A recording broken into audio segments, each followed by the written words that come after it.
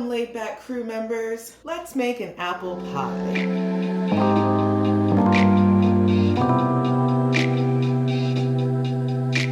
I wanted to make an apple pie, so I thought, why not share it with you guys as well? I'm sure the laid back crew member loves it. I've actually made this pie on several occasions, usually for Pie Day. I've also made this pie for things like bake auctions, bake sales, things like this. People love the texture, they love the flavor. It's not too sweet, it's not too tangy. So if you're interested in seeing how I make my apple pie, keep watching. These are the ingredients you're going to need to make your pie.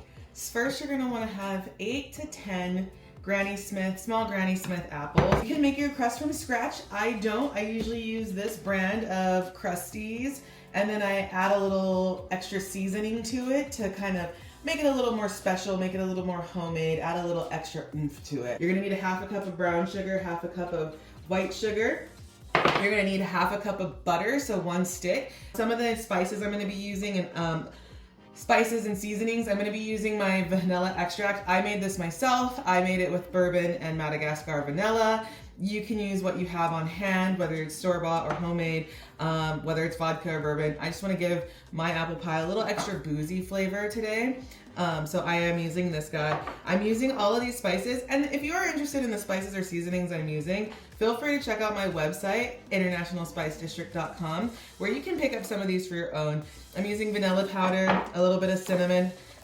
My cinnamon is so good. I get it straight from Morocco. It's a lot sweeter, a lot more mild. A lot of bakers and people I know who love to cook are always genuinely impressed with this cinnamon. So if there's anything, if you're ever interested in trying anything, I'd probably say start with the cinnamon because you'll be blown away. Cumin if you like to cook. I'm going to use a little bit of clove and a little bit of nutmeg. You don't have to use the clove or the nutmeg if you don't want to, or even the vanilla. Usually it just calls for a little bit of cinnamon, or some people have an apple pie spice. I like to make my own with that. You're going to need about 3 tablespoons of flour. You're going to need, I think that's pretty much it. Oh, a pie dish. Duh. I'm using a 9-inch size pie dish that you will need. So let's kind of get into it. I like to start with my crust first. I think starting with the crust makes it a little easier. After the crust is done, I go into my apples and kind of then layer it. So let's get started. I like to start with a large size mixing bowl to create my dough in. So I take the elements of the box, just going to pour it into the bowl here.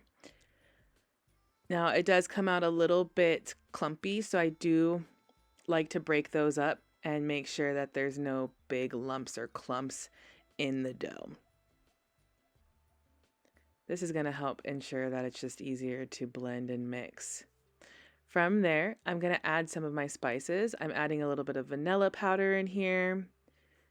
I'm going to add some cinnamon in here as well. Ooh, look at all that cinnamon. I can smell it from here. Then I'm going to add some of my vanilla extract that I made earlier last year. This stuff is so good. I made this with Basil Hayden bourbon, and I just cannot get enough of it. They were my Christmas gifts this year. Then I'm going to add some water and get to mixing. You can use a mixing bowl, like a, what are they called? KitchenAids. I have one. I just didn't want to pull it out. You can use a hand mixer or whisk. I'm just using a good old fork. And what I'm trying to do is mix it together and till it creates a nice dough ball. You don't want your dough ball too tacky. You don't want it too dry. If it winds up having a little bit too much water, try and put more of the package in there. If you don't have any more, add a little bit of flour. If it's not mixing together like you like it or not fast enough, add a little bit of water, but go a little at a time. You don't want to make it too sticky. So I needed a little bit more water, and see how that ball is starting to come together now. It's starting to stick. We're on the right track here. So once you get the dough to a form that you like, you're going to want to mold the rest of it essentially. I usually do this by hand. I'll just take it, kind of roll the dough, get a nice little ball, and that way I can start to roll it out into a nice flat surface. So now on a clean surface, I'm going to pour a little bit of flour down and prepare to start rolling out my dough ball.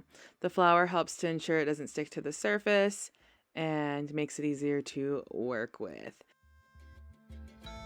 I'm going to lightly roll the dough in flour and break it in half.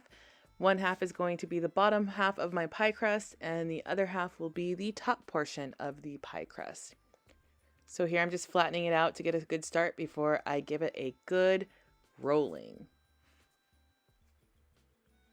I'm rolling this to about maybe like 1/8 of an inch thick. I like a thicker crust. I'm not good at like dimensions, so don't quote me on that. But I like a thicker crust, and I'm rolling it out to make sure that it's large enough to cover a 9-inch pie dish. So roll to your liking, roll to your heart's desire, but don't roll it too thin. And you'll know it's too thin because they'll start to get there'll be holes in it. So now I got my pie dish ready. I'm going to transport that dough onto the pie dish to make sure that it fits and see if I need to roll it out a little bit more. But it looks like we are good to go. So I'm going to spend some time just adjusting the pie crust, making sure it covers all the sides and that there's not too much overhang, that it fits nicely, pressing it down so it sticks to the pole or the pie dish. Now I should warn you, before putting the dough or the crust onto the pie dish, I would either rub it down with some oil or some butter. I've used olive oil in the past. I used butter this round. I didn't show it on camera, my bad. But you want to make sure that you grease your pie dish if you don't have a non-stick one, just to make sure it's a little easier to pull the pie out. So right now I'm just forming the outer crust to the bowl, to the dish, to make sure that it's staying pretty nicely. From here I'm just cutting off any overhang of extra dough, and I'm going to add that to the other ball.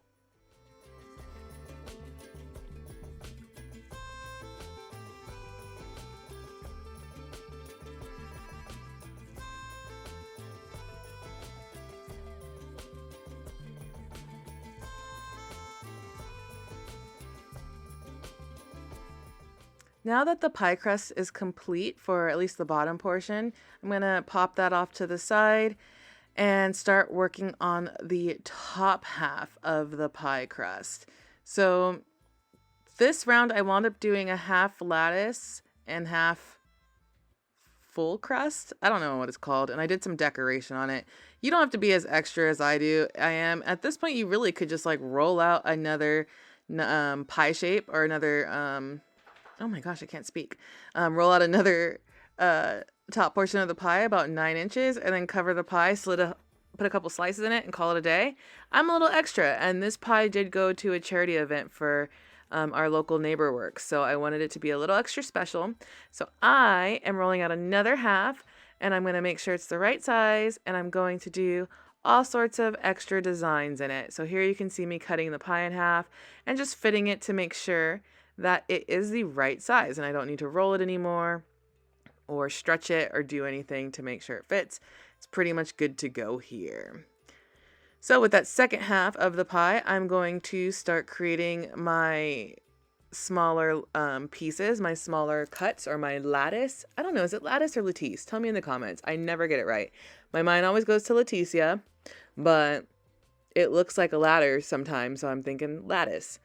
Anyways, here I am, I'm using a ruler. This is my baking ruler to make sure that they're as straight as possible. I'm not like a perfectionist. I do like that homemade look, so the lines don't have to be perfect, but I don't want them to be all mollywompkus either. So your girl got a ruler. We're cutting up slices. We're making sure I have enough. We're kind of placing it. I decided to do a little bit of like a rope or braiding technique for one of them, so that's what you see there. Now we're on to the apples. So I'm peeling an apple. I'm using a peeler, taking long strokes. Do what you do to peel your apples. I cut them also. Wound up doing that all off screen, I realized, when I did not have any of the footage. So I did add some spices to my apples. I added cinnamon, vanilla, a pinch of nutmeg, and a pinch of clove. So you just saw me kind of shaking those in there. But yeah, I decided to thinly slice my apples this time versus dicing. Do what makes you happy. I've done both ways. They both come out fine. So now what we're going to do is we're going to make the apple pie filling sauce. It's kind of like a caramel sauce. I don't know. What you're going to do though is you're going to take that stick of butter and you're going to melt it in a pan. Once this gets melted, you're going to add some ingredients to it. So like flour, brown sugar, white sugar, pretty much all the dry ingredients that I showed you earlier. So there I go, putting that sugar in there.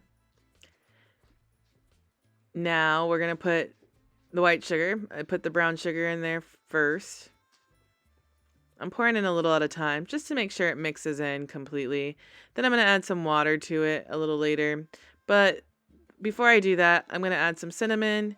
I'm going to add some vanilla. I'm going to add a little sprinkle of nutmeg and a little pinch of clove. Just a little bit. And then I'm going to... Oh, there you go. There's my brand. Hee hee hee. And then you're going to mix it on up. So go ahead and give that a nice stir. Now, it wouldn't be Brittany's apple pie if I didn't add a little bit of my bourbon vanilla extract in there too. So I add a little bit of that sauce, that vanilla extract in there. You don't have to. I always do. It just adds a little va-va-voom.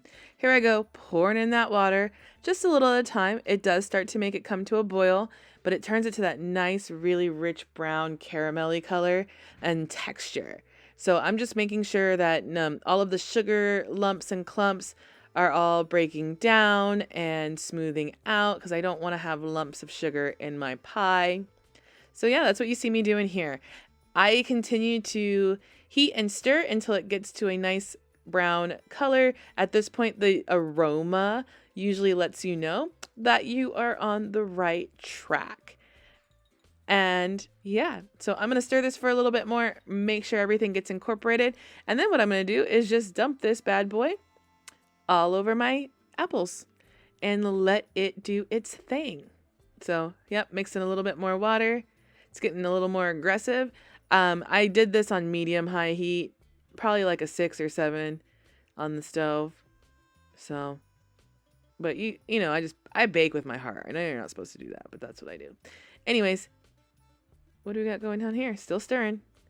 You get the gist. Now that the sauce is done good, we've mixed it into the apples. I'm just stirring it here. I didn't mix all of it in at this point because I do want to still pour some of that sauce on top of the pie. So I probably mixed about 3/4 of it.